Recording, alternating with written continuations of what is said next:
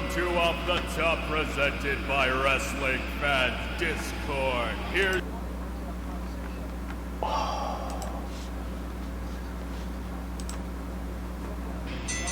Welcome to Off the Top, presented by Wrestling Fan Discord. Here's your hosts, Skull, J-Train, and Shuttle!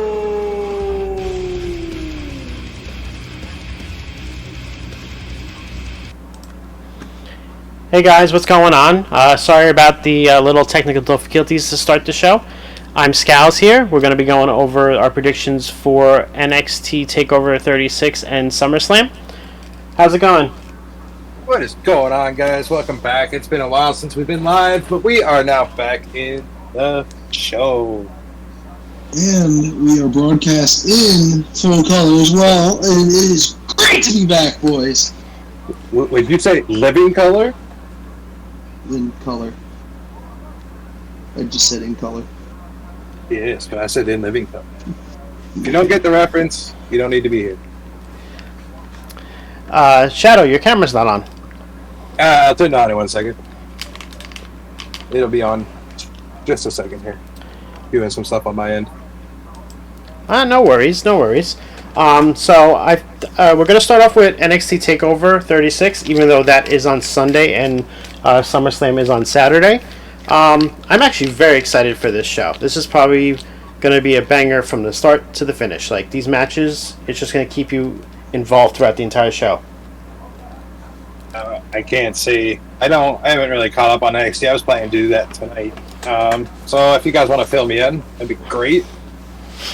What's the card looking like?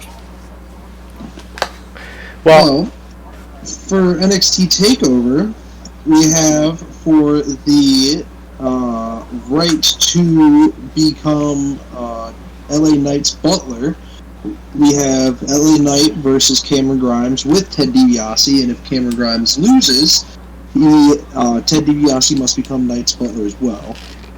Then we actually he would take the place of Cameron Grimes as the butler. And so Cameron Grimes or LA Knight could potentially be the next Virgil.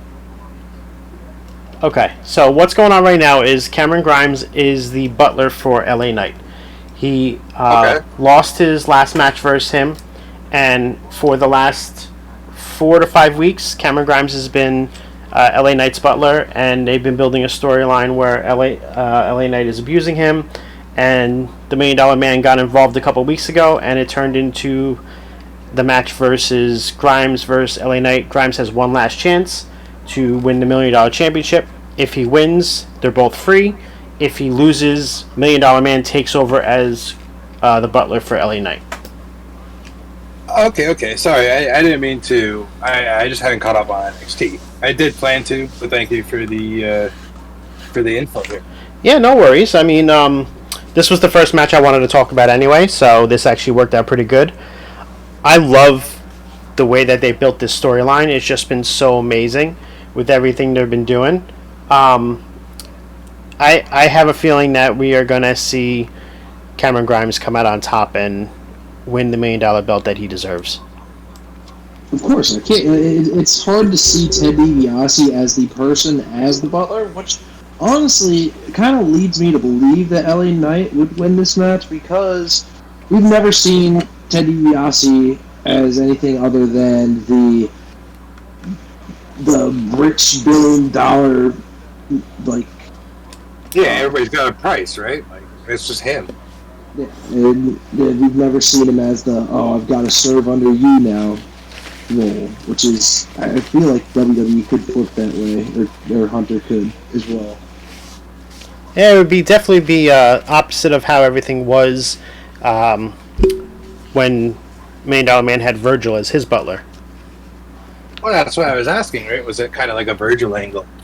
Yeah, they've been playing the Virgil angle with Grimes as the butler right now, and LA Knight's been doing a lot of making Grimes mow the lawn, do all these different things, and he's just been getting abused the entire time. Makes sense. Okay. So, I think Grimes is going to come out on top on this one, and we're going to see a new $1 Million Championship. Jared, your thoughts? I'm thinking Cameron Grimes as well. I'm gonna go with Knight.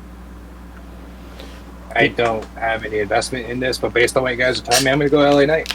You think Knight's gonna keep the belt and we're gonna see $1 million Ted DiBiase as a butler? 100%. I'd love to see it. I do not like Ted DiBiase. He stiffed me when I was a child, so I'd love to see it. Oh man, talk about long-term storytelling. They're one of those men. He is. So there was a signing in at the time I was living in Toronto, so I was a kid, just before I was a teenager, and my grandfather worked at a place that the superstars went to. It was kind of like the convention center, and Ted DiBiase, The Undertaker, there was a couple more that were there, and I tried to get Ted's autograph, and he completely just brushed me off like I didn't matter. Like I was a 8-year-old kid just trying to get his autograph. So since then, I have not liked them. Fair enough. I mean, that kind of makes sense. So, just doing a little adjusting on the fly over here. We got Shadow in his Nobody's Bitch shirt. Yes, and I'm drinking my Earn Your Scars cup. Fair enough. So, the next matchup that I want to talk about is the NXT Women's Championship. So this one has Raquel Gonzalez versus Dakota Kai. And Shadow, since you have not followed a lot lately, essentially Dakota Kai turned on Raquel Gonzalez about 3 weeks ago after she helped her win the championship and said, "You're nothing without me, blah, blah, blah. You would never have the belt without me," and so on. So that's how we got to this story right now. It probably is one of the most intriguing storylines, I would say, for the title in regards to how they've played it. I'm actually very interested in this matchup as well. Before you and Jared discuss, I'm going to go with my girl Dakota Kai to win. That's just how I'm going to go with it. I have a strong feeling that Dakota might be being called up to the Raw or SmackDown roster after this, and this is pretty much her send-off. Raquel's got that division locked down, and it's pretty safe. It's pretty safe to say that she can handle the load of the NXT division for a long period of time. So I'm going to go with Raquel on this one, and have as an added bonus have Dakota Kai show up on Raw on Monday. I think Dakota Kai gets her time in the sun. I think she's going to win this matchup, and I think she's finally going to be the NXT Women's Champion. See, that's why I said right off the hop that's what I was going with, because then you guys could discuss, because you're more inclined with what's going on right now. Mm-hmm. So yeah, fair enough. If I pick my winner before you guys discuss, then I don't look like who, you know what I mean? Like,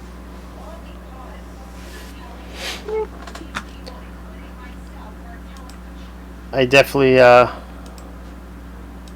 like that. So, I mean, everybody has who they think is going to win. It works out to each their own. But like I said, that's just my thoughts on it right now. It's definitely going to be one of the matches that will take the will be a part of the match of the night contender. Oh, absolutely. The next matchup that we have and we're going to discuss is the NXT UK Championship. It is the first time that NXT UK will be done on a takeover in about a year and a half, and we get to see Walter on US soil. So it is something that I'm actually intrigued about. I am very curious to see if this is something that brings him over to NXT US full time, or if he goes back to UK.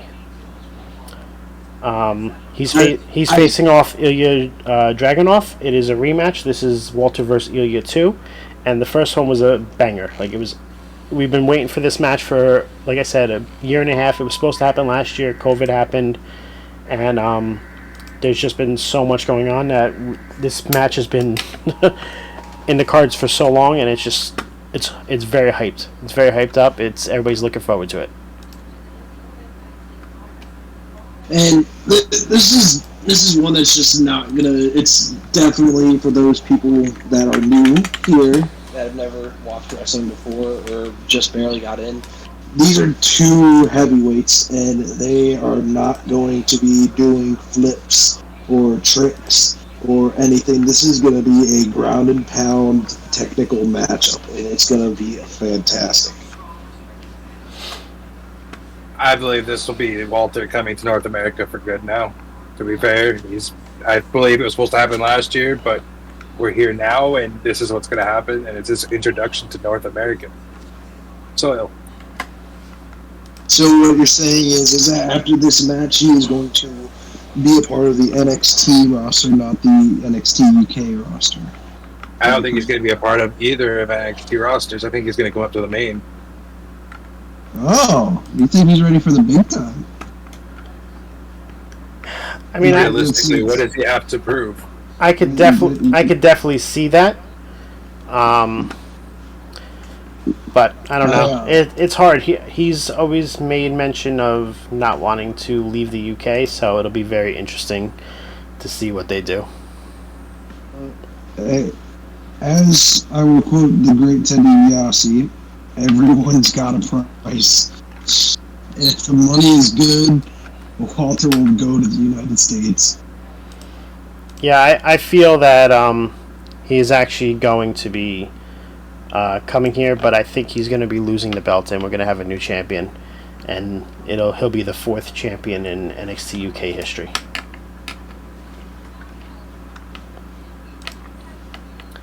So let's move on to the NXT Men's Championship, which is this fight. This is going to be a fight. They're not going to wrestle. They're going to beat the living hell out of each other. Samoa Joe versus Karrion Kross. This is the match that I've been waiting for. I mean, besides the Kyle O'Reilly and Adam Cole one, but they've done such a great job of building this up. And ever since Samoa Joe was brought back after being wrongly fired from the announce table in WWE, Samoa Joe, great announcer, even better wrestler. I think and seeing as Karrion's going to Raw, and he's been making more and more appearances on Raw. This is a change of the guard. Samoa's going to be back-to-back 2-time champ, and he is going to take the reins while Karrion moves. But either way, it's going to be a very good match. Two of the best wrestlers in the world right now. Yeah, I definitely agree. Karrion is going to lose the belt because he is going to be going to Raw full-time. I know a lot of people are upset that we haven't seen Scarlett in a while, but there's stuff going on behind the scenes with her. It's not necessarily the fact that WWE is purposely keeping her off TV. She has some personal issues that she has been attending to. It was something that I read earlier today, so that's why we haven't seen her. But yeah, she'll be back with him soon enough on the main roster, and hopefully he gets back his full entrance with the fog, the red lights, and everything, because that entrance is one of the best ones in the business right now. Oh, 100%. And I think right now, like you said, it's going to be a fight. It's done purposely, right? Because Joe's technically not an active wrestler anymore. Actually, he is. Well, is he? Okay. A couple weeks ago. Well, no, that's fine. A couple weeks ago, he quit as Legal's head of security or whatever he was.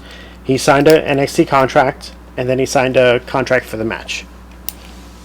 I don't think, like Jared was stating, he was wrongfully fired. I believe it was a work to send him down without making him look weak. I think his quote-unquote release or fire was a work. To be able to send him down without making him look weak. Well, that's the thing as well, is that we've seen Braun Strowman, we've seen Bray Wyatt, and we've seen Samoa Joe. We've seen Finn Balor wrestle The Fiend 2 years ago at SummerSlam, since we're talking about this subject of SummerSlam and NXT. And then he was gone. And then he was back in NXT without a word. You know what I mean? It legitimately could be a actual thing where they fired Samoa Joe just under the cover of darkness with all their quote-unquote budget cuts that they were doing. But I also believe that it could literally just be, okay, well, maybe we were wrong by doing this, but we want you to come back. I mean, it's a toss-up. WWE is a strange mistress nowadays. Yeah, it's been pretty crazy. Well, we could talk about the releases and what's been going on after we're done with all this part, because I feel like that's something we need to touch on. But Joe is 100%, I believe it was all the work to set him down, but Joe is going to kick the living shit out of Cross. It'll be his NXT loss, and then he's gone. Yeah, it'll be his first loss in NXT. People were very upset that he did suffer a loss on Raw, but that was supposed to be like the entire storyline. But, you know, most fans in the IWC are impatient and don't like to allow things to mull and see what happens. But, you know, things happen. Jeff got COVID after that and was unable to wrestle, so it changed how everything was meant to be. And that's how we found out exactly what was supposed to happen. But that's so far we went over 4 matches, and I've picked 4 titles to change. I don't think that's going to happen, so I'm going to have to rethink of who I'm thinking is winning. Well, no, it's okay. But what me and Jared are talking about has nothing to do with our poll predictions. So, no, I know. I'm just saying, like, no, if I was going to go with this with our predictions, I'm going to probably be losing at least 2 of them. So I'm going to have to rethink some of this. No, you're good. You're good. You can keep your predictions as is and transmit it to the Discord. It's okay. Sure. You would like that because then your team would have a chance of beating mine. I mean, we're doing well. I mean, we haven't done too well, but we've been doing well enough. So let's head over to the last match. This is probably going to be the longest match on the card. Nothing is going to even come close. It's the best 2 out of 3 falls between Kyle O'Reilly and Adam Cole. So before I start going over this, is this the last match that we will see Adam Cole within WWE? No. I was reading, Britt dropped she did a letter or something recently, and she doesn't want him to come to AEW. She would love it, but she doesn't want him to do something just because of her. Right. She wants him to make his own choice and go on what he wants to do. And to be realistic, Adam Cole could go to AEW, but where is he going to fit in the deck, though? Oh, the Bullet Club. There is no Bullet Club there is no Bullet Club in AEW. But the thing with the Bullet Club is, if you followed any bit of story, you followed any bit of story prior to Adam Cole's WWE career, he was kicked out of the Bullet Club. Literally by the Young Bucks, kicked out of the Bullet Club. Yeah, who else got kicked out of the Bullet Club too? Yeah, but that's why they're not the Bullet Club. They're known as the Elite now. He's not going to go there to join with them again. Not after. If anything, he'd go there to. He would go there to help bring them down. Yeah, but I don't see Cole leaving WWE. They're literally willing to throw any bit of money at him that he wishes. The only way he will not leave is if they allow him to keep his Twitch on the main roster. And if they do that, he stays. If they don't, he's gone. That's it. 100%. But, anyways, I don't need to follow NXT. Yeah, you really do need to follow NXT because it is probably one of the best shows on TV right now. My order of ranking for weekly shows: SmackDown 1, Dynamite has actually taken the number 2 spot, then NXT, then Raw. Okay, we're not but what I was tell the AEW people that. Go ahead. Oh, we're not supposed to tell the AEW people that AEW is good. We're supposed to keep them down. Well, before you decided to tell me I need to watch NXT, what I was going to say was I don't need to watch NXT to know about the Kyle O'Reilly and Adam Cole. This has been going on since Ring of Honor days and before that. So this I have undoubtedly probably has a chance to become a 5-star match on a Meltzer chart. All right. If we're gonna be honest, Meltzer's probably gonna No, this. gonna rate it like a 4. If he is going to rate any 5-star matches, there is potential for 2 of them on this card. Walter Cole is one. Walter versus Ilya, and Cole versus Riley. Those are the 2 potential 5 stars that we could see on this match, because Meltzer is only given 5 stars to NXT matches. He has not given them to any main roster matches. I don't think ever. Since CM Punk and John Cena, right? In Money in the Bank. I don't even remember the last time he did. Well, either way, it's gonna. I don't even know. Y'all know I love Adam Cole, but Kyle O'Reilly. We're not in Fuck hockey your brain right a little now. bit here. Kyle O'Reilly is just great at what he's doing right now, and I mean he's always been great at what he does. But him and Cole just have the natural chemistry in the ring, and they've known each other for so long that you have no questions. I'm not even going to declare a winner. I'm just going to enjoy the match. Fat Sexy with the Ryan O'Reilly NXT Legend comment. Yeah. Hockey brain, because I was reading something.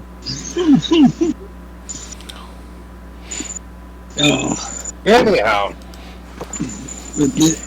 I honestly think that this is going to head to a steel cage too.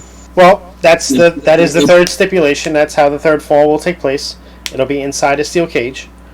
It's definitely getting to that point, and whoever wins is going to determine if Cole is staying or not, in my opinion. Yep, I was just about to say that. If Cole wins, I think it's more of a send-off for him to win than it is for him to lose. Right. Or what he could do is, even though his relationship with WWE isn't as good as one would hope, he could still be like, okay, well, it's not working out for me, but you also have a star in Kyle O'Reilly that I would like to push over before I leave.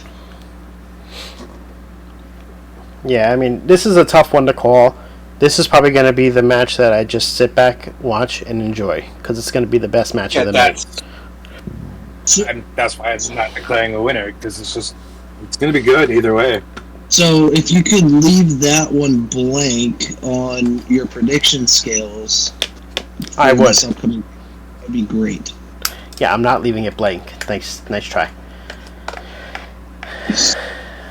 Worth a shot. Worth a shot. This guy trying any way he can to get points because he sucks. So. I just want a medal. Listen, I'm the the leader of the nightmare. So don't listen to him. Yeah, no, don't listen to scales. Yeah, we are. So overall, this event it's gonna follow SummerSlam, but it's just gonna complete the weekend. Like it's gonna make such a good weekend.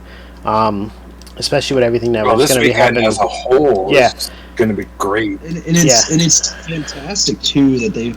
It has potential to be probably the biggest weekend in wrestling in a while. In 7 years. But yeah, we'll touch on that a little bit later. Summer of. So let's move over to SummerSlam.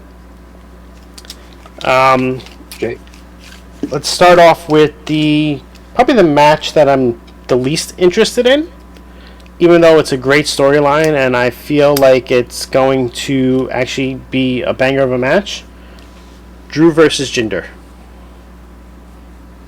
Don't hit the Jinder. Woo! I don't care for it. I really don't. I mean, I like the build to it. I don't.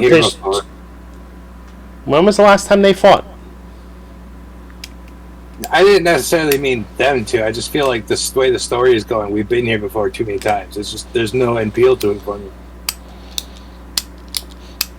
Yeah, I mean, it's not like I liked what they're doing with the story, but they're involving the sword too much into it.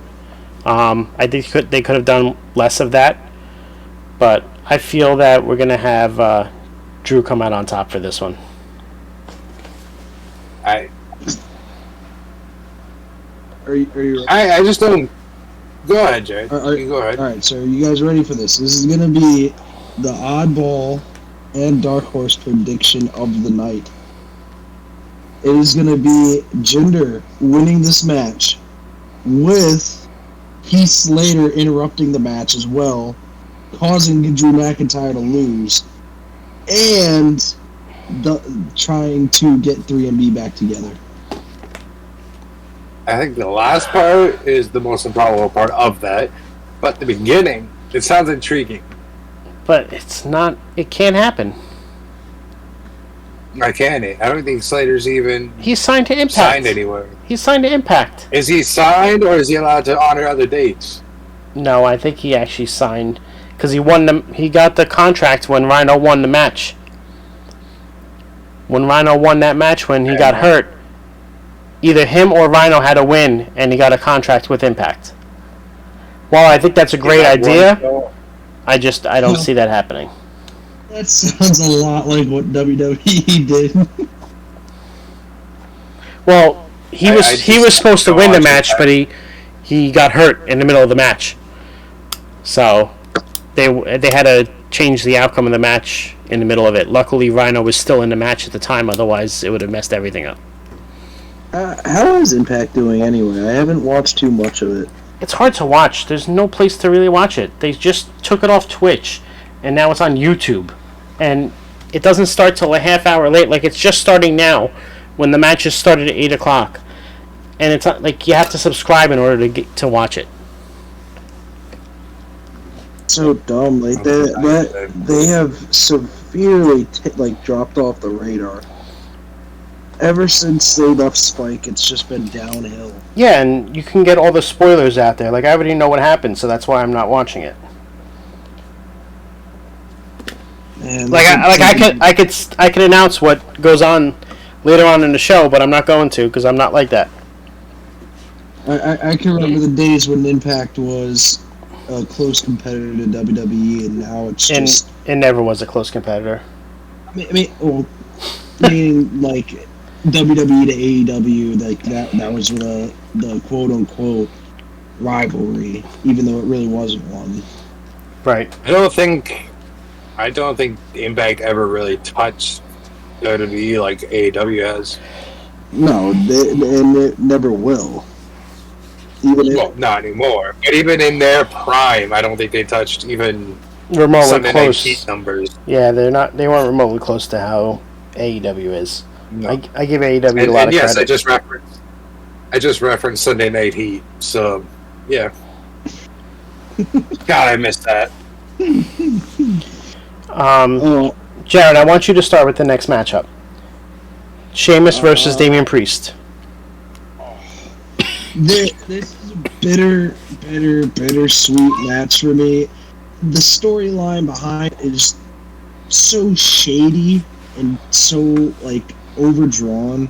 Whenever I've been watching, it hasn't really been Sheamus and Damian Priest. It's been The Miz and Damian Priest, and we've pretty much only seen Sheamus and Damian backstage talking shit to each other, or in the ring talking shit to each other. It hasn't been any physical confrontation. It's always just been highlighted around Damian Priest and The Miz. So, and I honestly think The Miz could possibly have something to do with this match. But ultimately, it's going to be Damian Priest that pulls out the dub. Yeah, I think The Miz and Morrison are moving on to a different storyline. I think that was started this week on Raw with the New Day being behind them in their promo in the back. So I could see the New Day getting involved with them going forward. Darren Priest deserves the title. He has been probably one of the most consistent performers when he's been on the screen.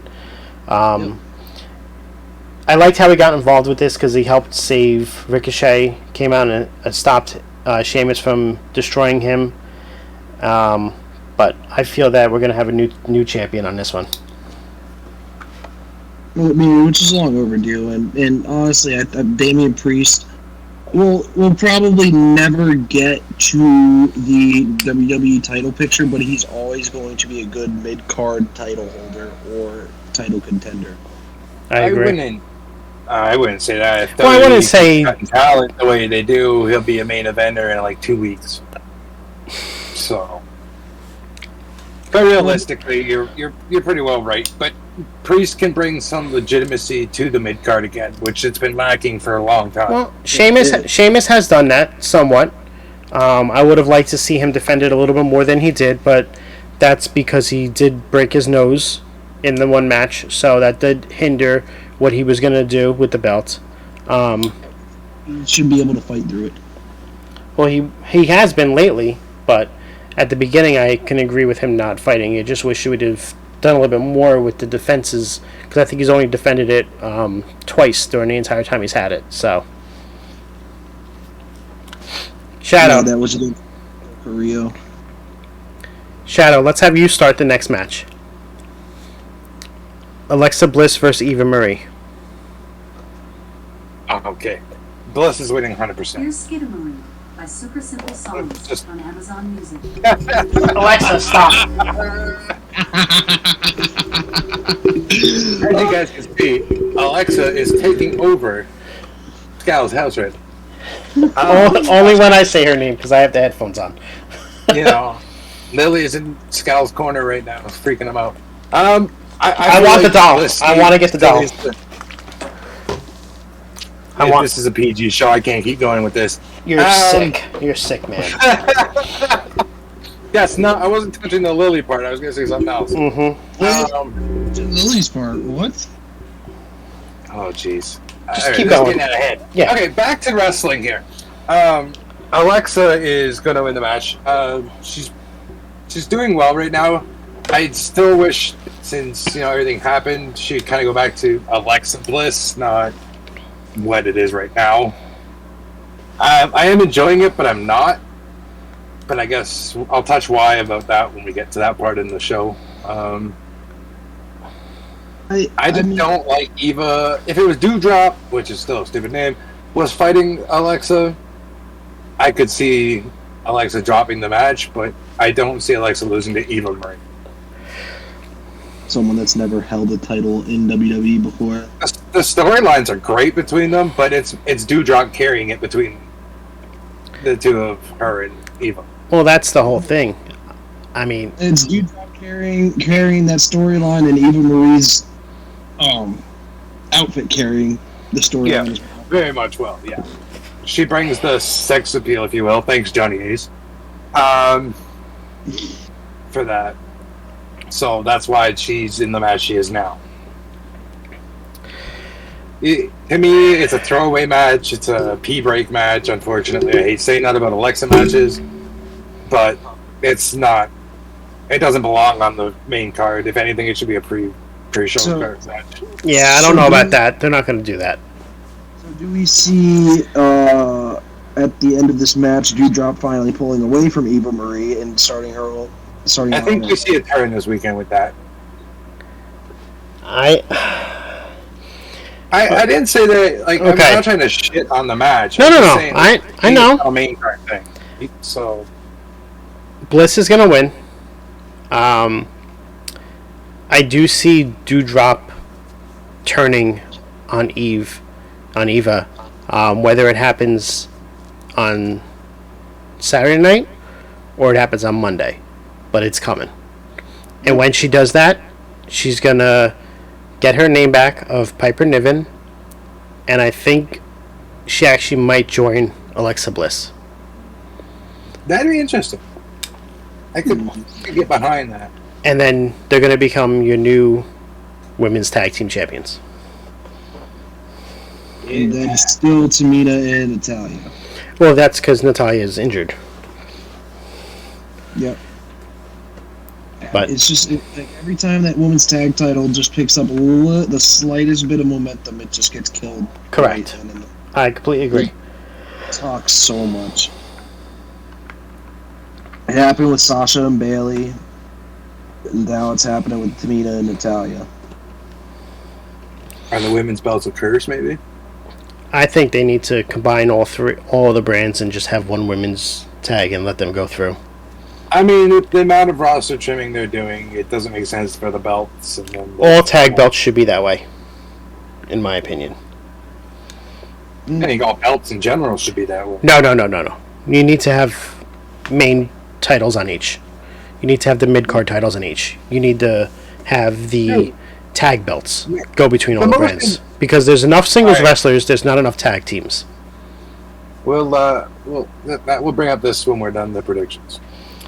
So let's move on. Let's move on to the next match of Edge versus Edge Light with Edge versus Seth Rollins. God, I'm so torn in this.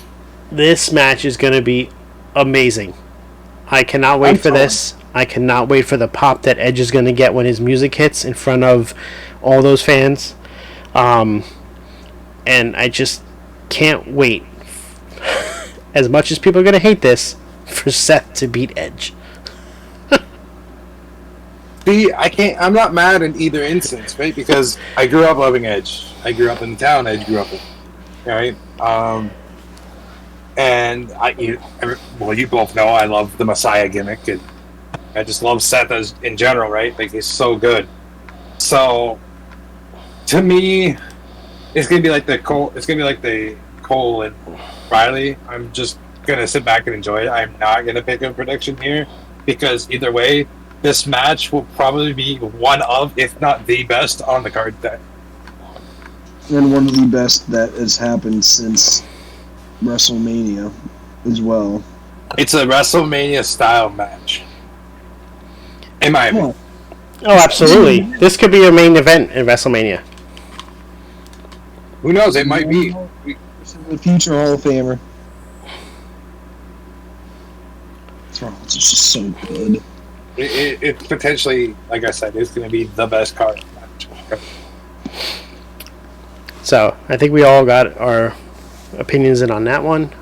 Let's move over to the SmackDown Tag Team Championships, where we have the Usos facing off against the Mysterios. Mysterios are done in this one. They're gonna lose. This is just to put the Usos over, and I feel like since the Street Profits are fully back and healthy, that they're going to start a fling with the Usos, and that one is going to tear down the house. Shadow, your thoughts? It's going to be locked down. It's penitentiary time, bud. I don't see the Mysterios doing well. I think this is going to be the camel, or the straw that breaks the camel's back for Dominic, because Ray is putting so much pressure on him. And you led right into what I was going to say. There you go. I think this is where we start to see Dominic and Ray break up, because Ray has been putting so much pressure on Dominic to be the person the last couple weeks, saying you need to do this, you have to show everybody up what you can do with this. Something's going to happen in the match, and I could see Dominic turning on Ray, either after the match is over or causes the match to end. And then we're going to see the new Prince Mysterio gimmick for Dominic.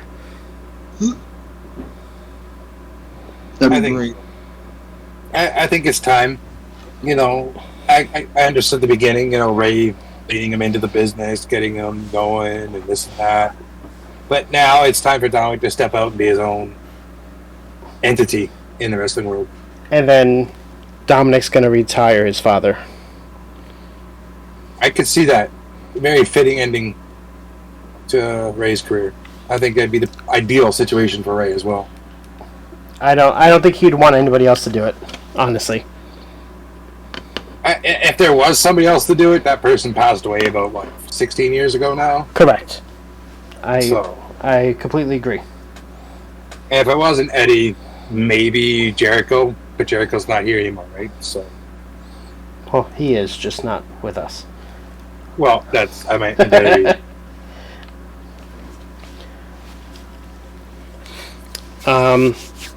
So let's move on to the Raw Tag Team Championships. Can we all agree that we're going to see new champions here, without even discussing anything? Like, because there's nothing really needs to be discussed. God, RK Bros are so good. It's such a contrast of styles, but Randy and Riddle make it work so well. There's no reason that RK Bro should not win these belts. That's it. Like, there's no discussion. I still think Randy's going to RKO him.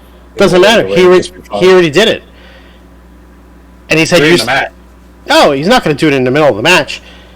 He'll do it after the match, after they win, as like a celebration." Because he's like, "You're going to keep coming back." Like, he was surprised that he still came back. But, I mean, I don't see any way that they don't win these belts. It's just two potheads doing what they like.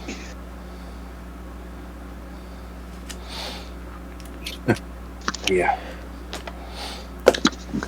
Man, I wish RVD was still around. That'd be a sick tag team, too. Oh, Riddle and RVD. And that little bit that they had with RVD, Riddle, and I think it was the Great Khali. Yeah. I could just imagine Riddle and RVD coming down to a Cheech and Chong song or something. It'd be great. Low.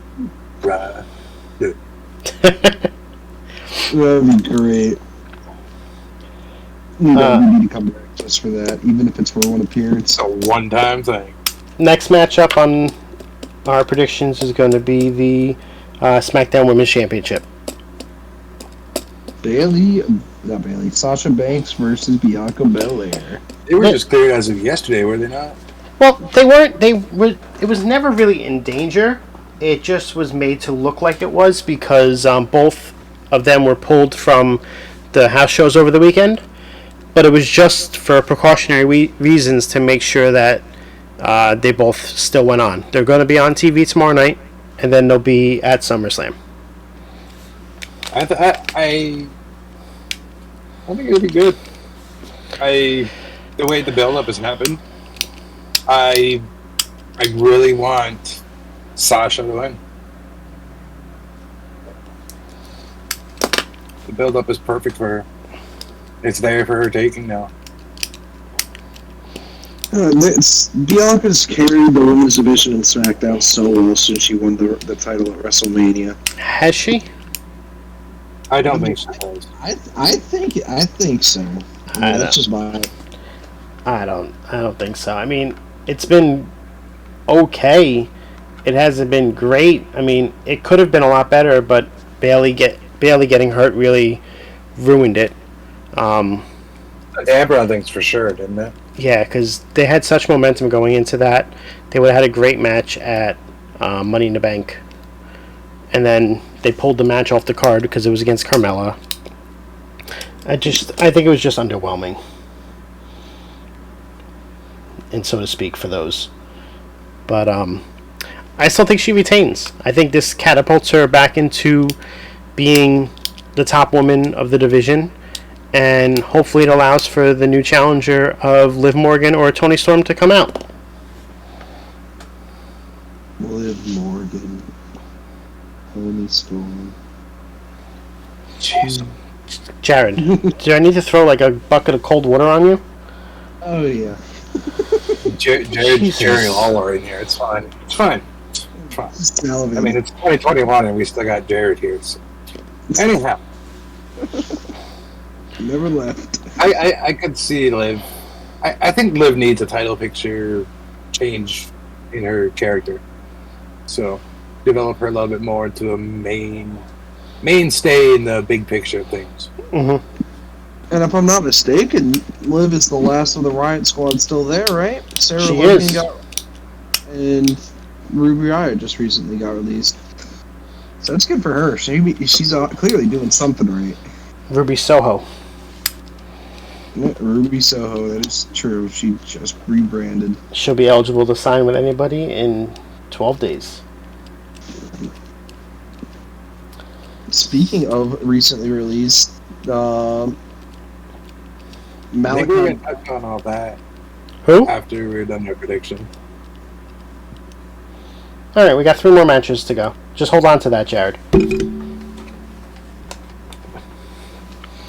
Next matchup, let's do the Raw Women's Championship.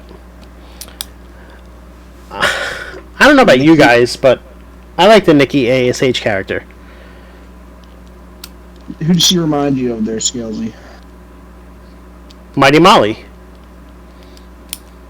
I was gonna go with the Hurricane, but that works too.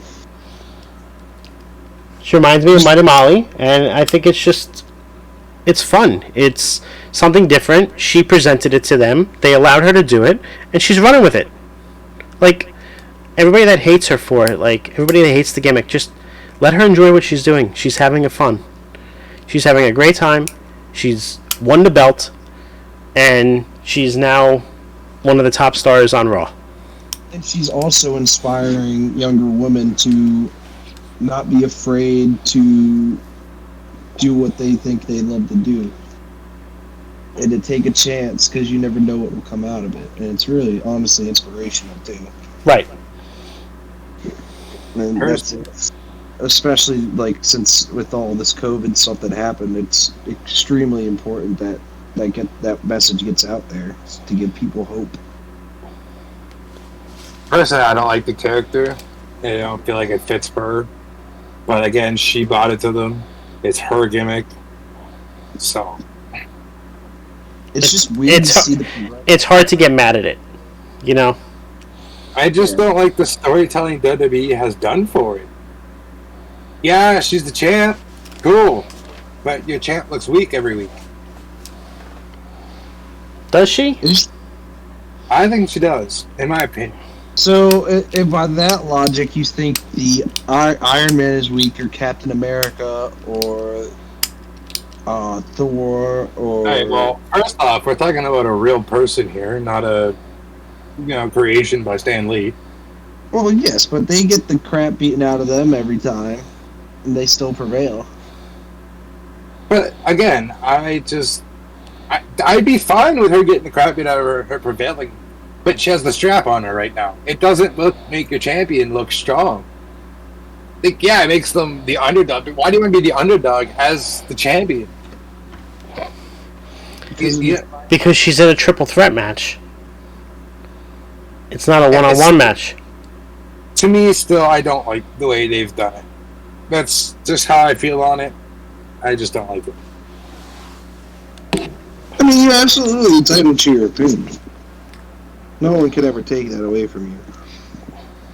But I mean, I can see where they are going with it, and it's honestly not that bad of an idea. It's a kind of a mixture of John Cena in his early days, the never give up mentality that I'm always, no matter how hard you hit me, I'm always going to get back up. And that's ultimately what John Cena was, too, for most of his. It was the underdog. He was just spent 20 minutes just getting the crap beaten out of him, and then he wins. Right.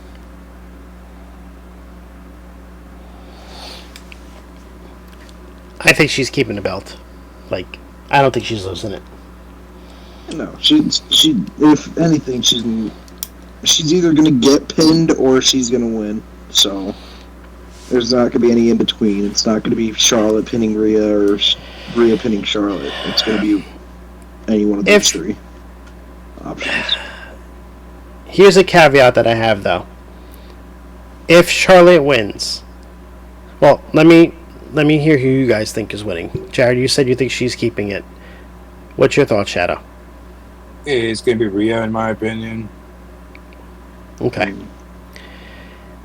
If Charlotte wins, I think we see the return of Becky Lynch. Ooh. She has been training in Seth Rollins. She's there. She's there. Like, she's at SummerSlam. But she was also at Money in the Bank. So they said she's ready to come back.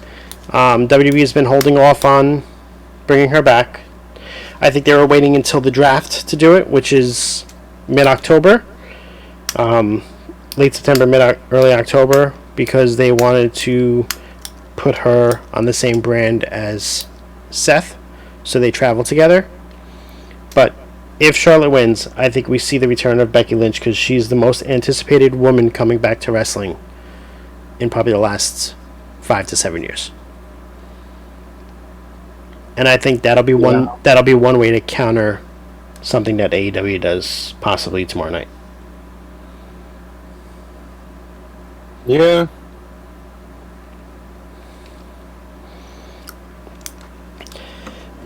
So let's move on to one of the most controversial matches, Goldberg versus Lashley. And that's why I say controversial. Yeah, Lashley's winning. I don't have anything else to say on it. Jared? I just want Goldberg to retire so much, but he's probably going to win the belt. He still has 2 matches left next year. And he's gonna win the belt. He's gonna barely show up. The WWE Championship's gonna be irrelevant. Goldberg's gonna show up, lose it at Survivor Series, and then he's gonna go to WrestleMania and he's gonna lose it. Or he's gonna just have a giant match with some probably almost. Okay. I have one theory about the match, though, but it's not to do with the match. Okay, hold on here. So, yes, I could see Goldberg winning. But if, and only if, Big E cashes in right after the match. I can see if Bobby Lashley wins too. I can see Big E cashing in on Lashley as well. I think it's more of a possibility if Goldberg wins than if Lashley wins, though. Well, the reason I could see it both ways because of New Day's history with the Hurt Business. Right, that's what I'm saying. I could see that happening because of that, but I think there's just more of a possibility if Goldberg does, based off of what you had said, because Goldberg does not have any more contracts on his match. Any more matches on his contract this year. He has 2 matches for next year.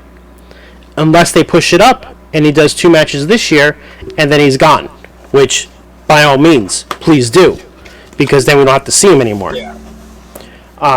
If that happens, we will see Goldberg at Saudi Arabia. And then I think we'll see him at Survivor Series, drop the belt, and right off into the distance and go sign with AEW. I wouldn't go that far.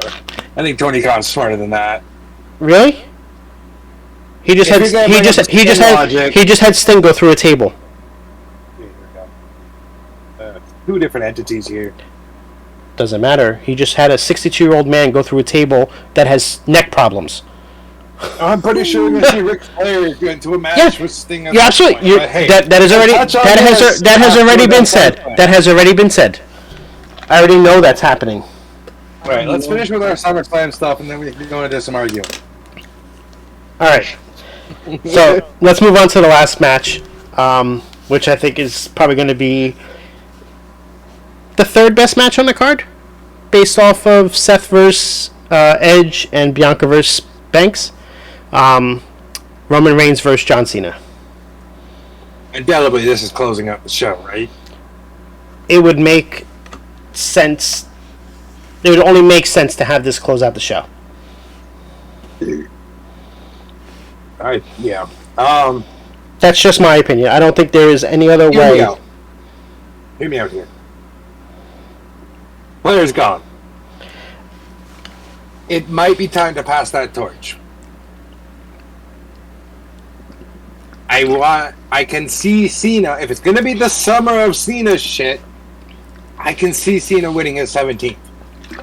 Yeah, and breaking Ric Flair's record. I feel like that's more of a WrestleMania thing, though. And I don't think But SummerSlam is one of the big four, right? So it's not like it would be a big loss to do it here as opposed to WrestleMania, because this is one of their marquee shows. So, let me just throw my little 2 cents in on this, because I actually spoke to my supervisor at work about this earlier today. He doesn't see it happening against Reigns, and he doesn't see it happening now. Like, the reason I said he was going to win because Flair left and Flair showed up elsewhere. Right. That was my thing, but my thing is, you're trying to build Roman as the biggest thing since Cena, correct? Mm-hmm. What better way than to have Cena capture, make Roman history here with Roman, sorry, not Roman history, but make history with Roman, and then build it up to Survivor Series, and it's an all-out war with Reigns walking away looking more dominant than ever. Sending Cena packing for good.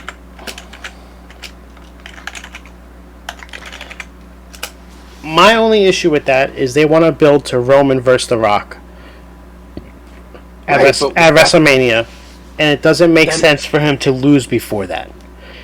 It would. He has not been pinned in over almost 2 full years. This is not the person you do that for.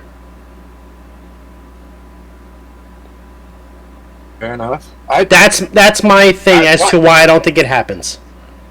This is what I want to happen, right? Of course, I want to. As much as I don't like Roman, I can't argue what he's doing. You just can't. I want to see the history of Cena 17th, because it's not something we've ever seen.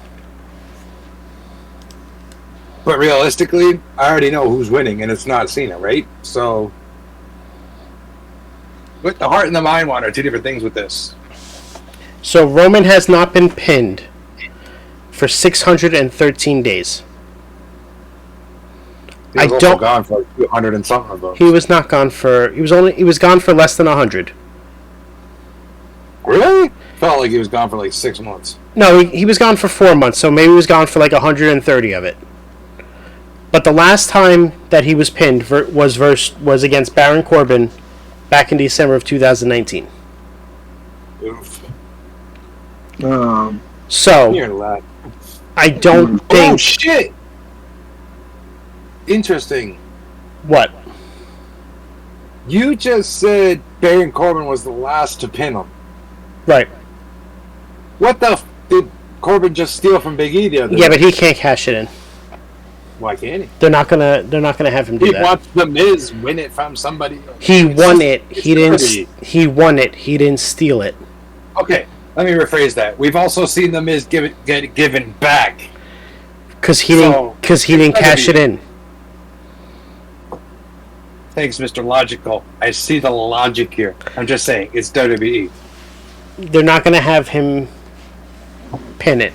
They're not going to have him cash it in. Okay. That's mine. I just thought I thought of. No, I understand what you're saying. But if you want somebody to pin Roman Reigns, it needs to be your next megastar. So you're saying that it can't be Cena and it can't be The Rock? Correct. Okay. Just so we're all clear here. Correct. Just want to make sure that's what I was getting. No, okay. It cannot be either one of them. It's going to be the next person that you think is going to be the one to lead the WWE. Okay. I don't know who that is yet, but it's not Cena or The Rock in my opinion. Fucking Seth fucking Rollins, man.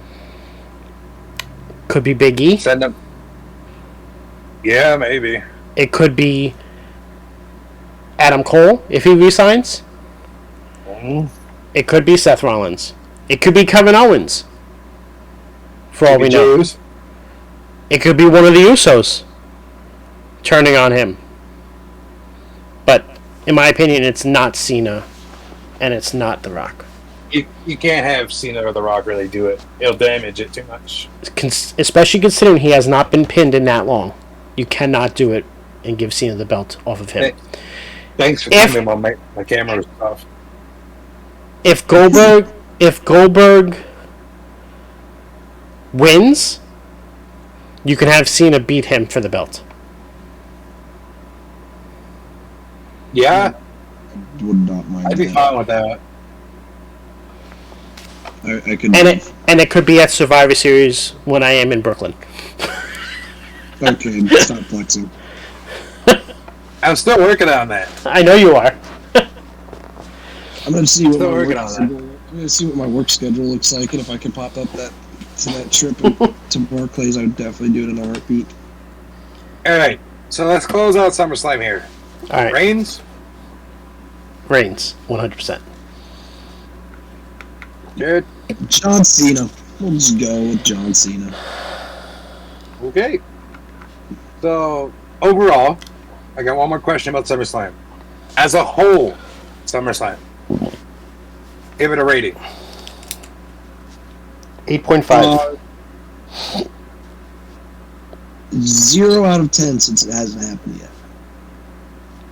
This is predictions, you dum-dum. I'm gonna guess it's a 7. I'm gonna go with a 7.5. So I think the matches on the you're gonna have matches that bring it down. People are gonna say that Alexa and Eva's gonna bring it down. Like that's what people are gonna say because they don't like what's going on with that. People are gonna say that Drew and Jinder are gonna bring it down because of everything that's going on with it. You're always gonna have people that say it. I still think that match should be in a Punjabi prison. Like that's what they should do for that match. It might be. I heard that it might be still. Yeah, it's too late. No stipulation now. It's too late for that to happen, in my opinion. We'll see Saturday. I'm gonna say tomorrow, but tomorrow's only Friday. So. Yeah, I know. We're doing it before SmackDown, so we don't know if anything else gets added. Like, I feel like there's going to be an Intercontinental match added to the show, even though Nakamura just won it last week. I'm so glad that we got rid of Apollo Crews' Nigerian Intercontinental Championship thing. No, that was a great storyline. They just soured on it really quick. Yep. All right, so let's move into releases and then talk about what's happening tomorrow. That sound good? Sounds good to me. All right, I'll start off with saying that WWE can kiss my ass for releasing Bray Wyatt, especially with all the shit that's been going on. I'm pissed, and I felt like WWE took the biggest knife and jammed it in the back of every fan that's actually supporting what Bray has done.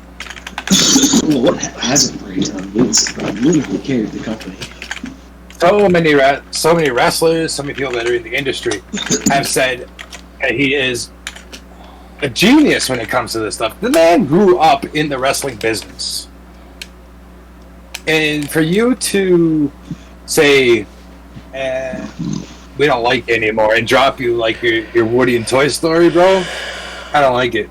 It rubs me the wrong way, and I hope I want him to come back to WWE, but I'm going to be happy wherever he goes, and I will watch wherever he goes. But it just came out of nowhere, and I think it's a big mistake. I understand Vince has said, we're not scared to drop anybody. They can go to AEW. You don't want someone like Bray Wyatt walking into AEW. Alright, so while I am equally upset with him being released, there has been lots of talk about him and Vince butting heads in regards to his storyline. And him not wanting to give up creative control, and him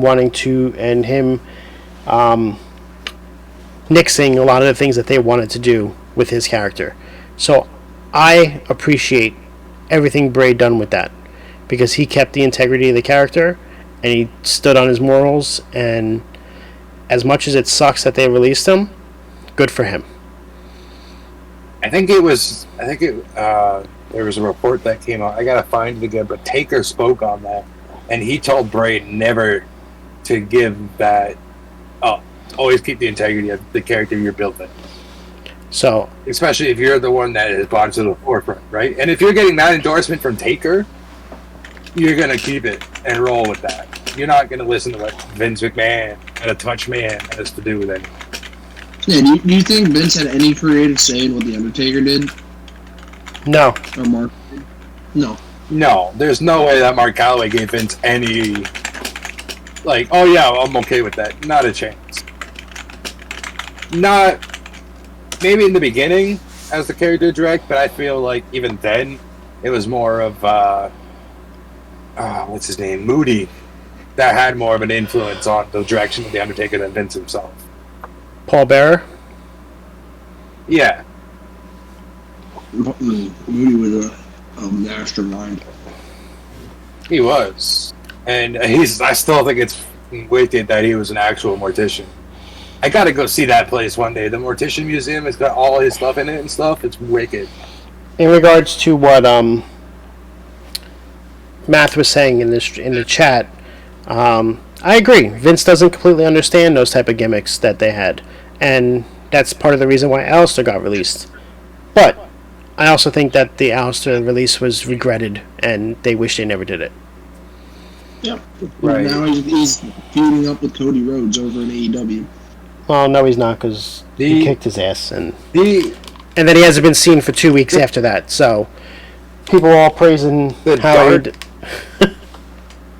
the dark gimmick thing.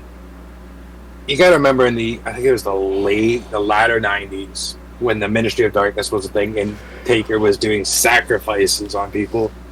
I'm pretty sure that turned Vince away from that style of gimmick because they did get really edgy at times with Taker.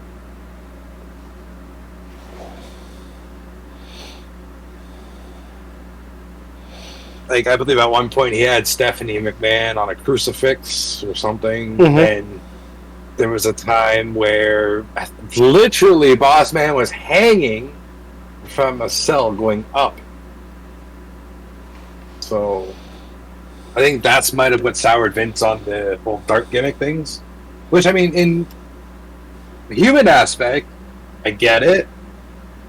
But as an entertainment aspect, it's tough not to. No. Because now they're all safe. We're not going to have another Owen Hart incident where he falls off the scaffolding. We can't say that, though. We don't know. I mean, Vince is probably not going to let someone come down from the roof again, but we can't say there'll never be another incident somewhat that causes someone's life in that ring. Yeah, I mean, accidents happen. As safe as everybody is, you never know what's going to happen. Like, so we can't say that it will never will be, but I don't know. The releases that happened this past year, it's just been so many. It's ridiculous. Like, I've kept track of all the releases for this year and for last year. So, from January 1st of last year until now, there has been a total of 109 releases from WWE. 109. Staff, writers, wrestlers. No, this is mostly just writers and a few referees that I have in here. But this is mostly wrestlers. Yeah, it's... I just don't... I really want to know why budget cuts is the cited thing here. Well, that's because they don't want to tell you. They don't want to tell you what the real reason is. But I feel like they are a publicly traded company. We should have some transparency. If they weren't publicly traded like they are, okay, budget cuts. All right, can't say much. But they're public trading. There has to be more transparency than these budget cuts. Can you imagine Johnny Ace on the phone?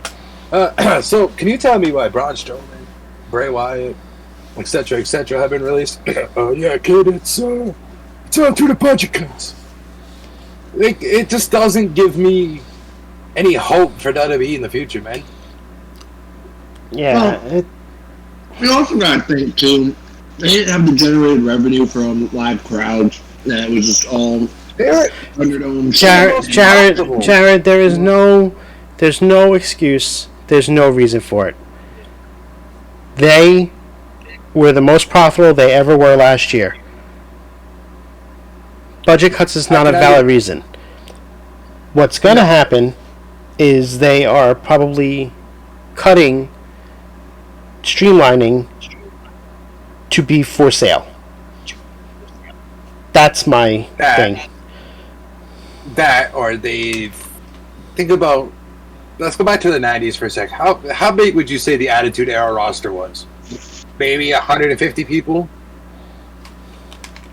Seems high. Give or take? So, they also realized everything they did.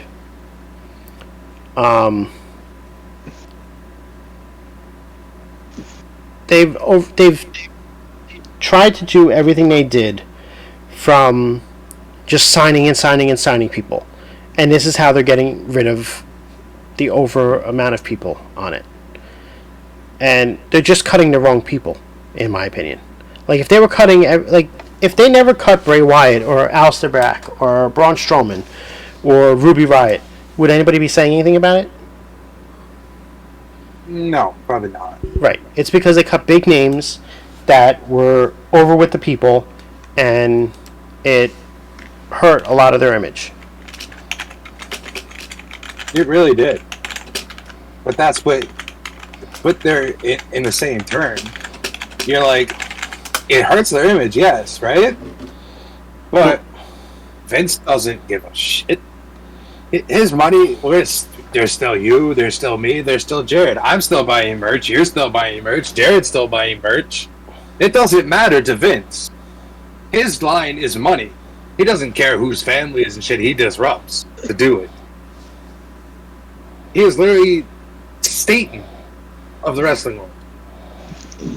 No, I wouldn't say Satan. I'd say Grim Reaper.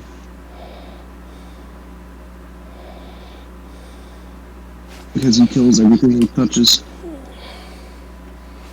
This is my opinion, right? Like, I just don't like how Vince has decided what's good for, excuse me, best for business. Because it's not. It really isn't. Okay, I'm just going to take my feelings about Bray out of this. But a person like Ruby Riott, who had a very massive ceiling, went nowhere because they didn't know how to properly do anything with her. The Riot Squad was almost a joke towards the end. Yeah. Like, you'd build them up, and then they would lose matches that they shouldn't have lost. You know what I mean? To build up teams that aren't even tag teams.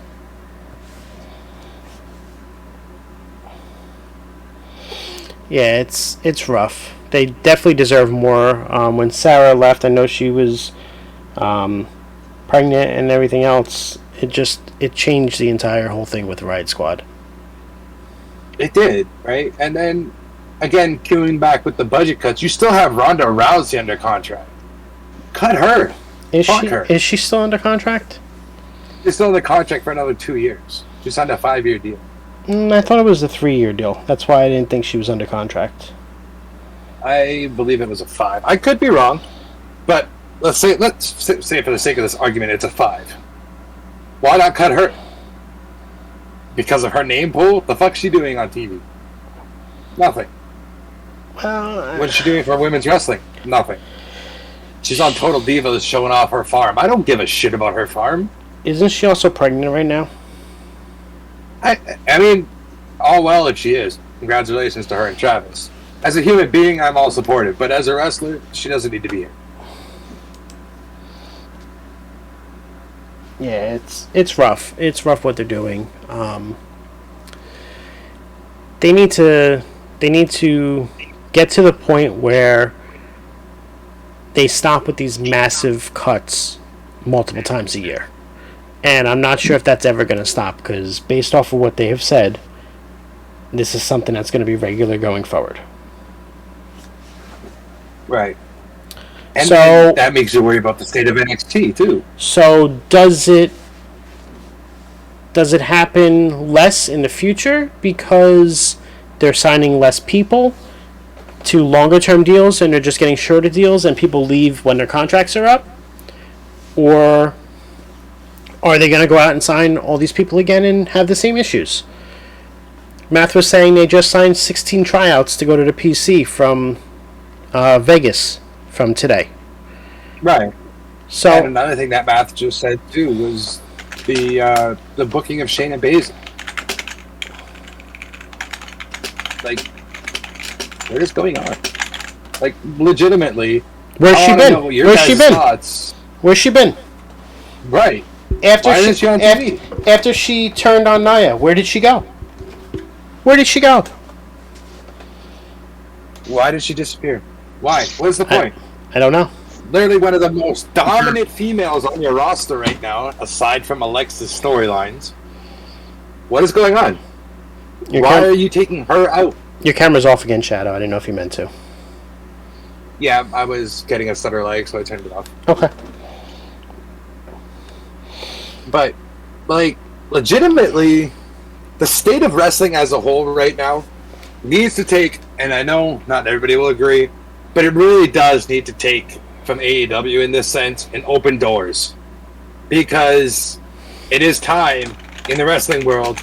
If you're going to start releasing people to have your own exclusive wrestlers, fine. But open the door and allow Kenny Omega to have matches with Seth Rollins. Or guys from New Japan come over and wrestle Rey Mysterio. So, you know what I mean? Like, it's time. Go ahead. No, I'm just... I think they tried to with Daniel Bryan. I think they tried to work with New Japan, and no one wants to work with them. And I think that's the problem. I think it's because Vince is too in his ways.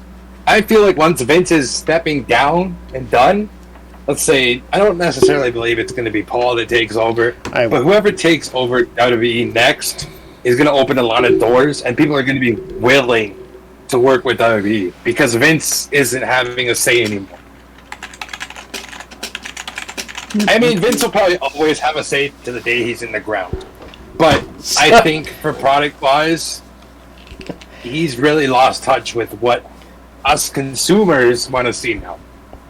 So, Braz, who is actually someone new to our channel, so thank you for joining us tonight. He actually said, would it be cool to see the ones that were cut try to make their own wrestling thingy? So, I mean, why not? So, funny that he brought that up, because there's rumors that the Iconics are in talks to have their own wrestling promotion.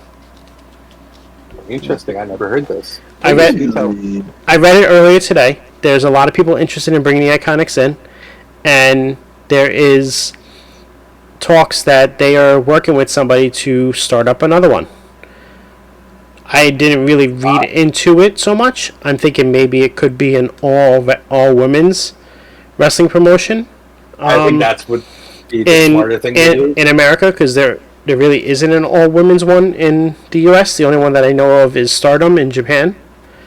So are you thinking kind of like a Glow thing? Yeah, I mean, I didn't really read into it so much. I just saw it real quick. But that is something that they were in rumors about. So, Braz, yes. No, it's not a new. You have. We're always interested in hearing what people have to say. It's a great idea. And math is correct. Cody did make his own thing, but it wasn't just him. It was 4 guys, and they run the whole show and really don't care what other people do, and they're the ones always on top. So we'll get to that later. Okay, so the one thing I was going to bring up during the SummerSlam thing, but I didn't want to touch on it for the SummerSlam thing in general. Bray Wyatt, right? I'm going to go back to Bray here for a second. What if, again, like I read some clickbait, I've showed you some clickbait, you've showed me some stuff too. But what if Bray's coming back to literally fuck Roman at SummerSlam? I did read something of that because that's last year, right? Right. But if they fired him and it was all a work, you're gonna piss off a lot of people. You're gonna lose a lot more fans than you already did. I don't think you lose fans in this sense. I think what happens is you have a lot of wrestlers giving you the middle finger when their contract is about to expire and you're negotiating contracts.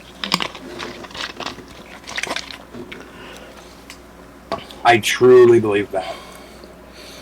I think it would be the end of good contract deals.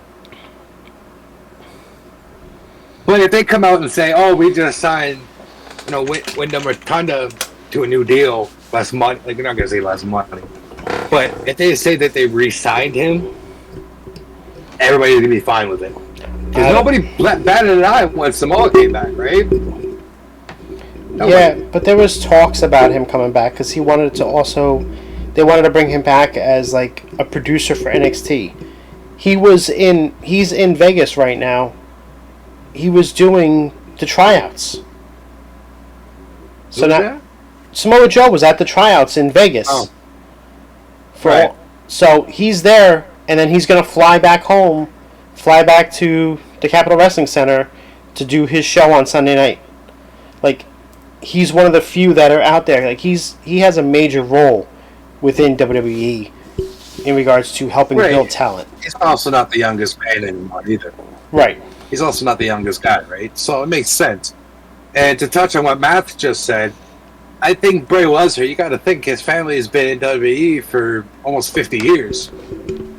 WWE, WWF, WWF, whatever it was.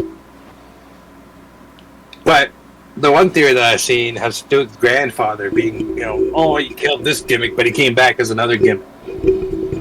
Could we see that with Bray using that as his creative genius? I don't know. But a lot of people, and this is all fan fiction, obviously, are like, well, they only released Bray Wyatt. They didn't release The Fiend. If anybody, and I'm going to make this very clear, if anybody other than Bray puts on that mask, I am literally done with WWE. I will never watch it again. You've already handed half his gimmick to Alexa. Fine. They were working together. It made sense. But if you were to put somebody else in that Fiend mask, I'm done. Literally done. It's like suicide from DNA. Did you hear about Bo Dallas? I just can't. Did you hear about Bo Dallas? No. He worked with a broken neck in WWE. He didn't know he had a broken neck until after. That's a problem. He just felt like it was sore and it hurt, and then by the time he realized it was broken, because he never went and got checked, it already started to heal wrong. So they had to either break it again, or they had to have him work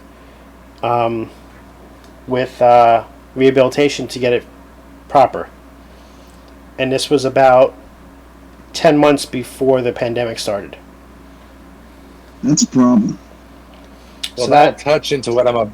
So that's why he was off TV for that entire time. It's kind of fitting that you just brought that up, because I'm going to go into my next thing that's happening tomorrow night. The summer of 05, 11, 21. It's not really the summer. It would be the fall. Again, Mr. Logic. I'm just saying, like, it's really not the summer. But whatever. The best thing would be if he showed up tomorrow night on SmackDown and attacked Roman after what Roman just said.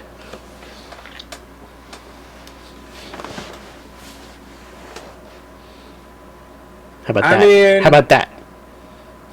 The biggest swerve of the year. Everybody thinks he's going to AEW. He shows back up in WWE. Yep.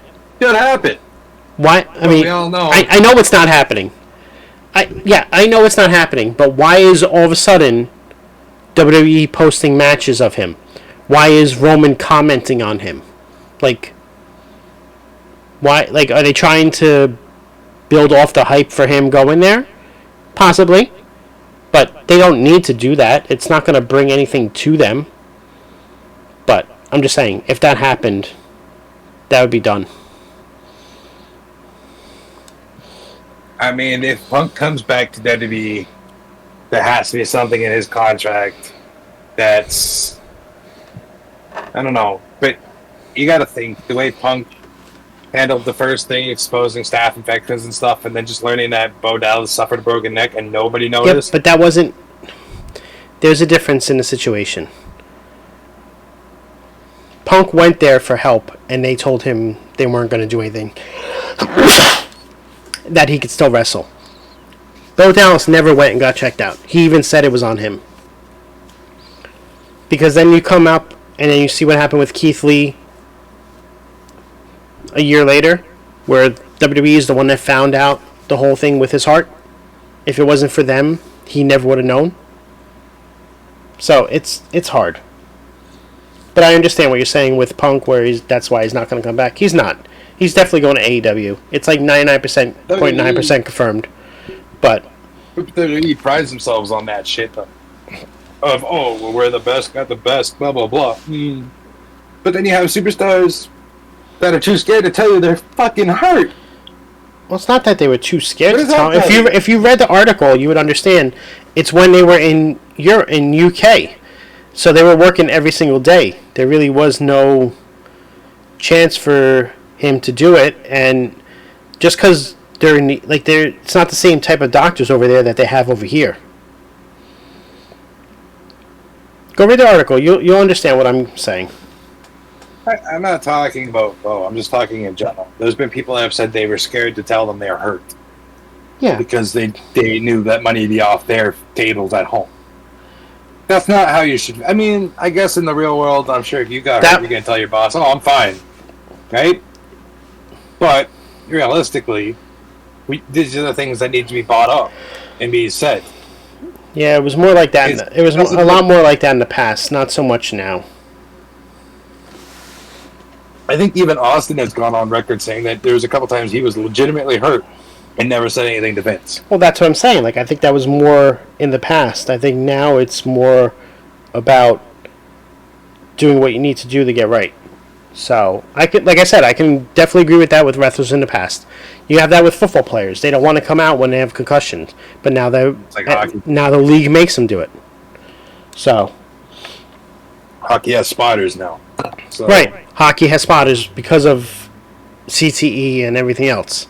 So, right, everything evolves, but except Vince McMahon's brain.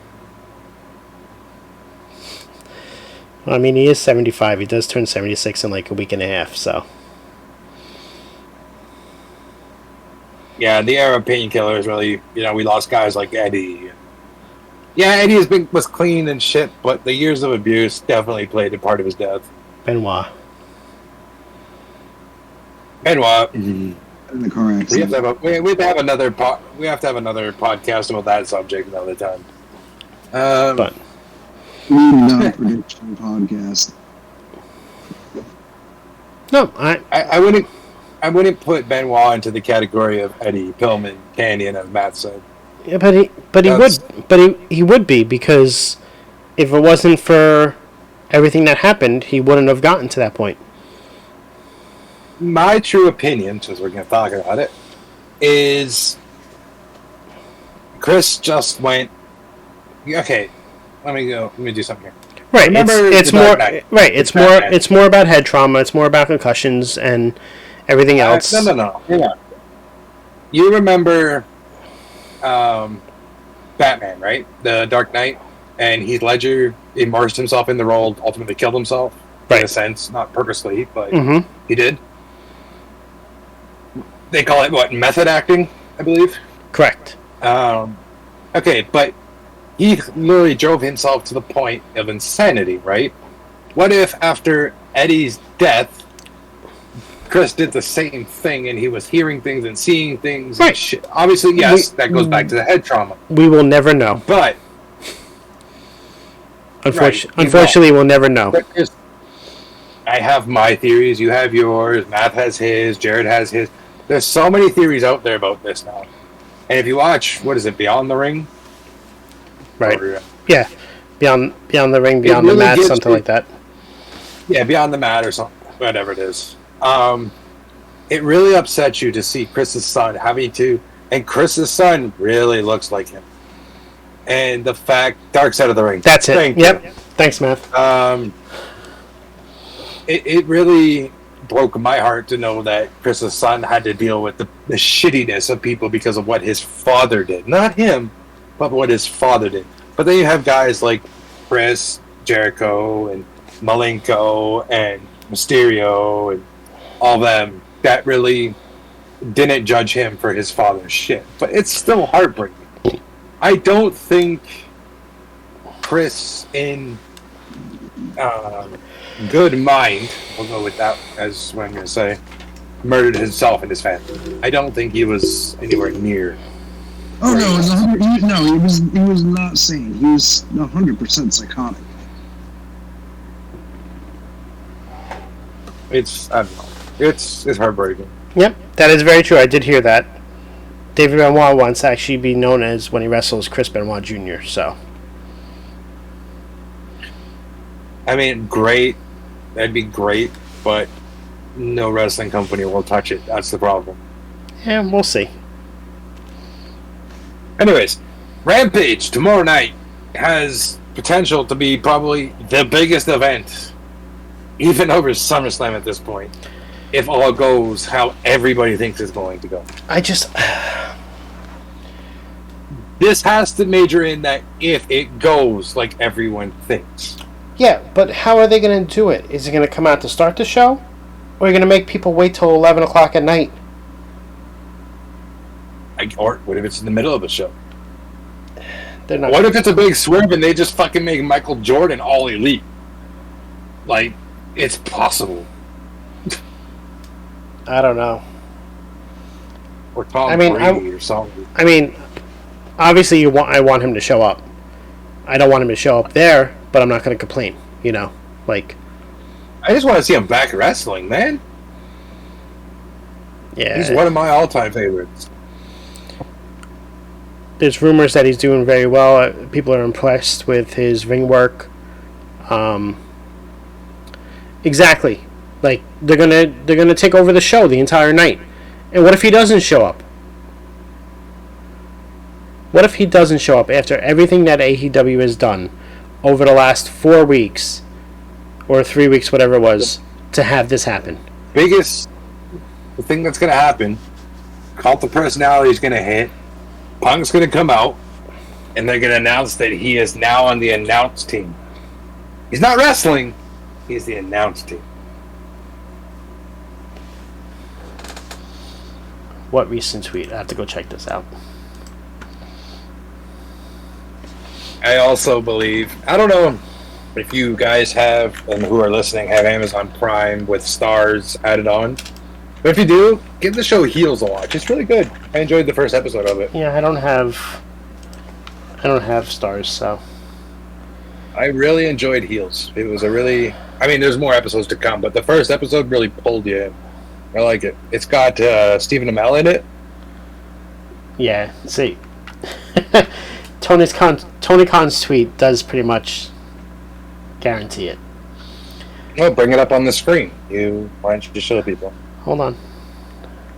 I don't have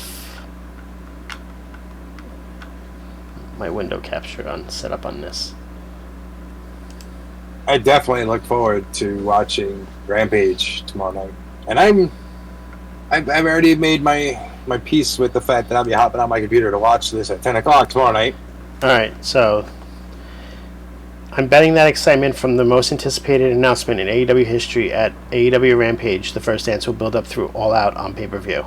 Will make new fans and welcome dormant wrestling households worldwide back into the fold. A new era in AEW begins tomorrow.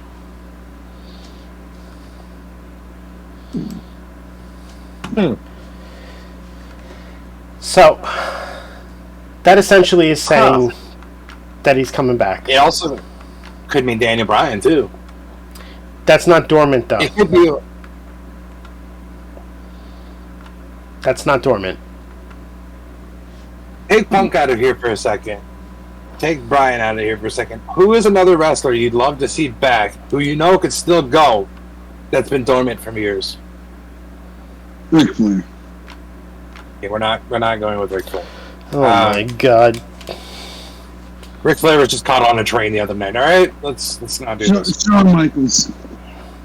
No. I don't know.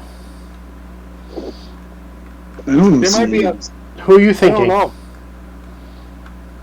know. And that's why I'm asking you guys. Who's another wrestler that could have been dormant for so long?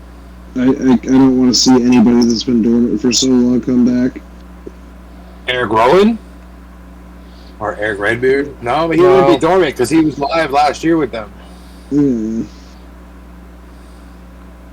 It's Stone Cold. I don't he's gonna hurt himself. Everybody that's been dormant is because of injuries, and they're gonna get hurt, and I don't want that. Mick Foley is all elite. No, Hulk Hogan ever goes to AEW, I am done. I'm tired of that man. I don't ever want to see that man. I am just done. What did he spit? What did he spit? Your bot's going wild. Yeah, I see that. Sorry, man. I don't even know who would be.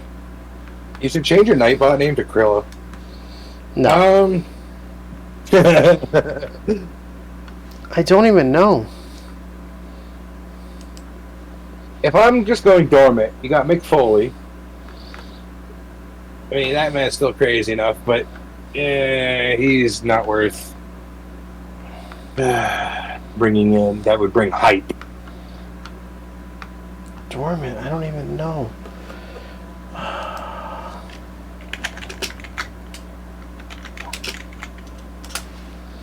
I understand it's probably CM Punk, but I'm just trying to get brains turning here who it could be. You know what I mean? Like, it's most definitely Stick Magnet Punk. Right? It's still the stupidest thing out there, but it's fucking great. I'm just not sure. Could be Strowman. His 90 days is up. No, it's not. Not yet? It expires. It can't be that much left. It expires on the 31st. Oh. What about Scott Steiner? 2 more days. Fuck. Ew! Big Papa Pump. Could be. Hey! I don't think Taker? No. Batista? Nobody wants to see Batista back. No, Batista said he was done. Raven? Raven's done. He's made that clear. Tommy Dreamer? He's still wrestling in No, he's Impact. TNA, yeah, he's one of the biggest, the big guys over there now. Taz? No. Taz is already there. Well, that's what I'm saying, Matt. It is most likely Punk, but I'm just trying to get everybody thinking here, because there's other names, right? But you have to count in the hype factor, too. Like, Scott Steiner's not going to draw you in anymore. Let's be real. not his flabby ass. Unless he's doing Steiner math, nobody cares. Yeah, it really only is. It really only is him. It's Punk or Brian. That's the only two that you can bring that would be dormant and worth watching. Yeah, but Brian's not really even dormant. It's only been like 6 months. 4 months. It's still dormant for a wrestler. I mean, it could be Bo Dallas. I mean, he's been dormant. I don't think Kurt Angle will go there, and he wouldn't draw the hype. Well, there are rumors that Kurt Angle is potentially going there because he showed an image of somebody there. So there was Ray. There was rumor Bully Ray. That could be it. It's been a while. He hasn't been seen. Yeah, he's doing his podcast, but I mean, except that would make more sense in New York City.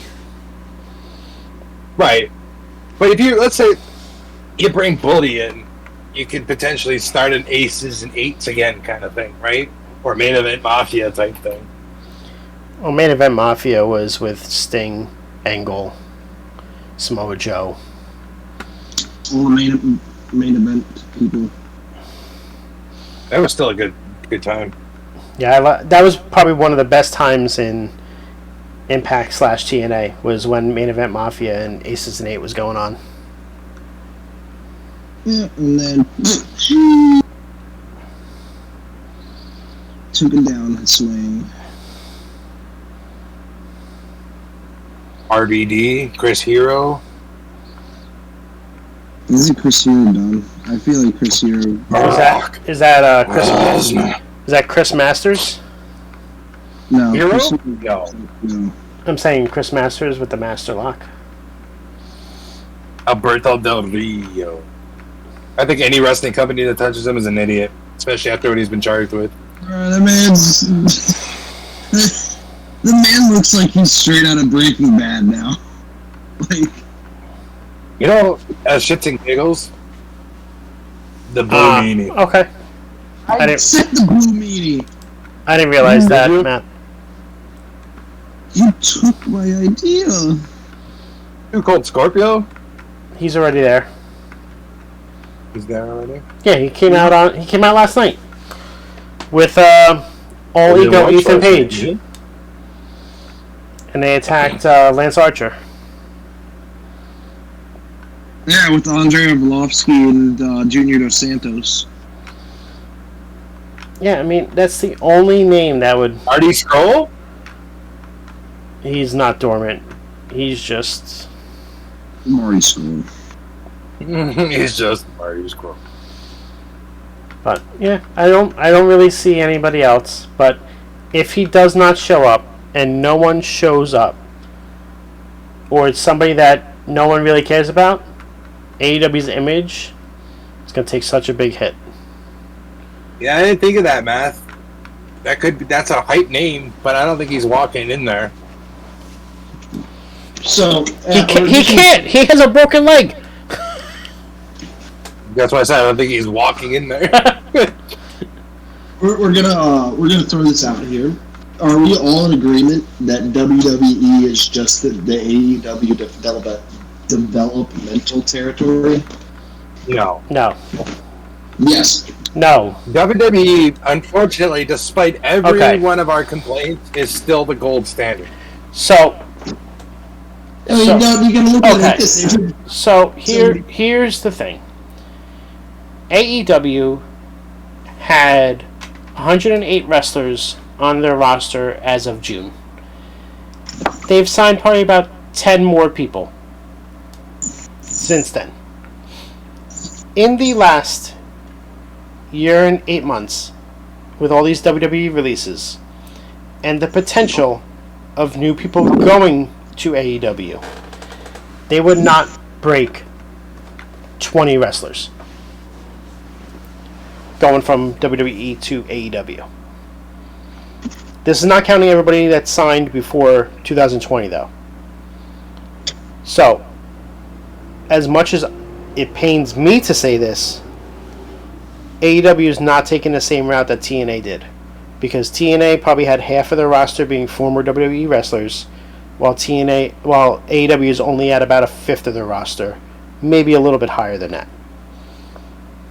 Which is great, but there's been a severe influx of former WWE talent. The problem that AEW is having is you're seeing a lot of them be parts in major storylines, and they're not building up their own stars. Outside of Darby Allin, he is probably the biggest one that you've built up.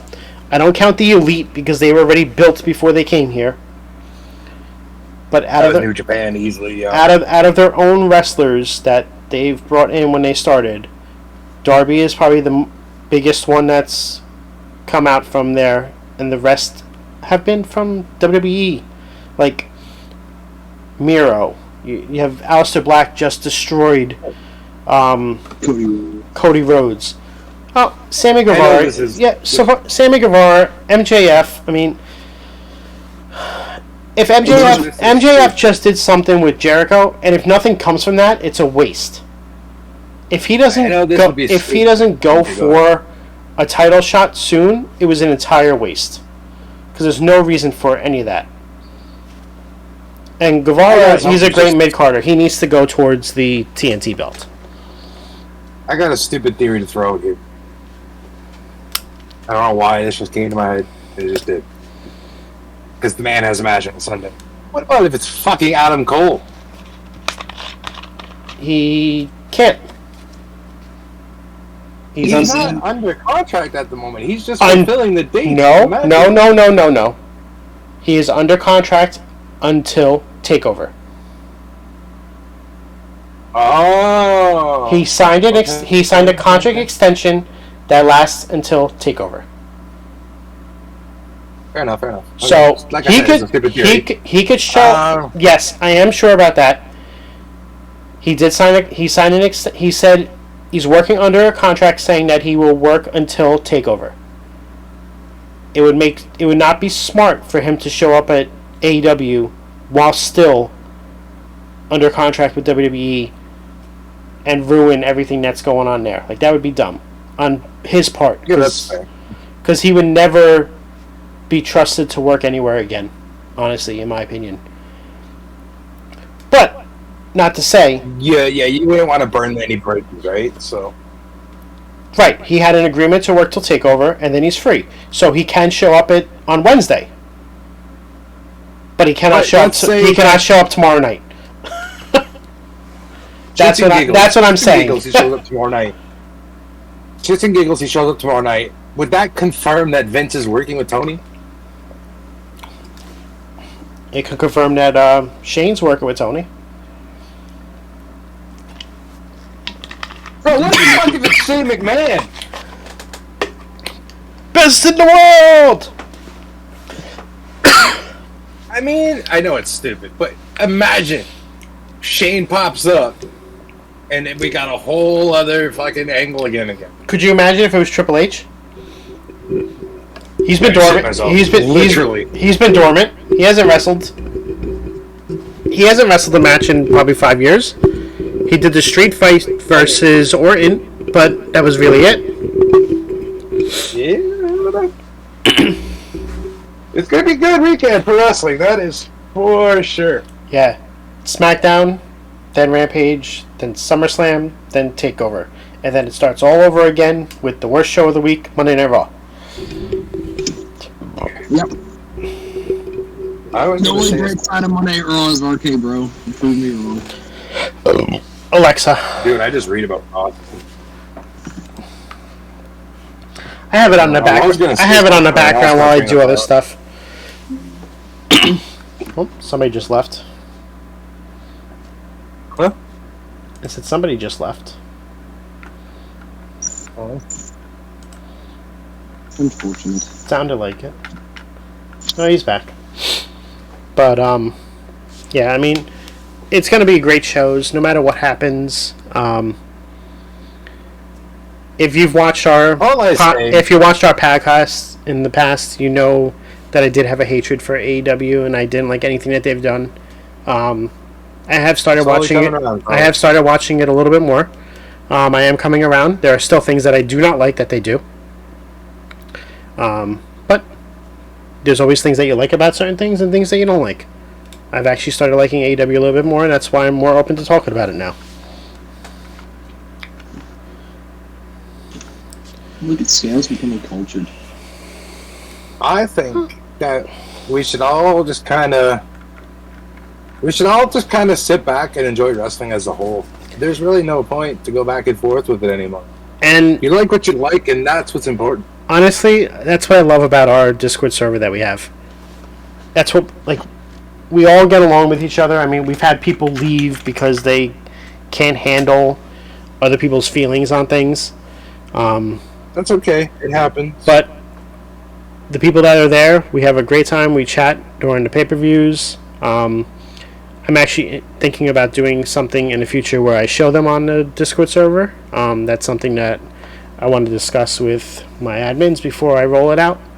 But it could make for a great night as well. of just hanging out and watching the show with the guys. Be like you're there with them. Good. And girls. We have some girls. Let's not go. So just guys.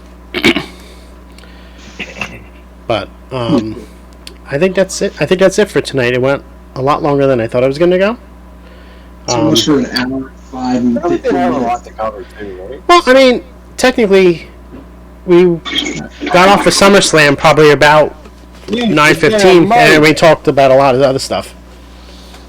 Welcome to the In the Can with Jared session, where we hear random toilet flushing. That's just his brains going down the pipes, ladies and gentlemen.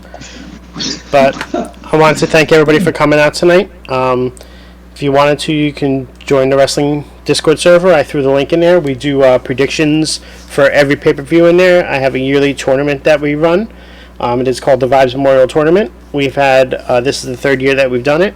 And at the end of the year, the winner gets a championship ring that we had made up. Now you can be your own Tom Brady. So, We've had no repeat winners yet, so nobody's Tom Brady. but I want to thank everybody for coming out. Thank you, Jared. Thank you, Shadow. Anything else you guys want to say? Have a good weekend, guys. Enjoy what the wrestling gods have Enjoy yourselves this weekend. Yeah, just enjoy the wrestling. It's going to be a great weekend. I remember what No matter what happens. What are we going to say? It's whether probably you're WWE or whether you're AEW, sit down this weekend with an open mind and just enjoy every bit of wrestling that is coming your way. So I promise you, this weekend is going to be one of the top weekends in the last year and a half of wrestling. 100%. Be open-minded and sit down and enjoy. I can guarantee that I won't remember this weekend because it's going to be the exact same. Do you remember any weekend? Rumble where I'm just going to get plastered. Do you remember any I'm weekend? going to enjoy some cake smash this weekend. I remember watching the Royal Rumble the next day and not remembering who came out where. Yeah, fair enough. All right, guys. This is the Sandman of our Discord. Want to say thank you for showing up. Have a great night, and we'll catch you on the flip side. Later, boy.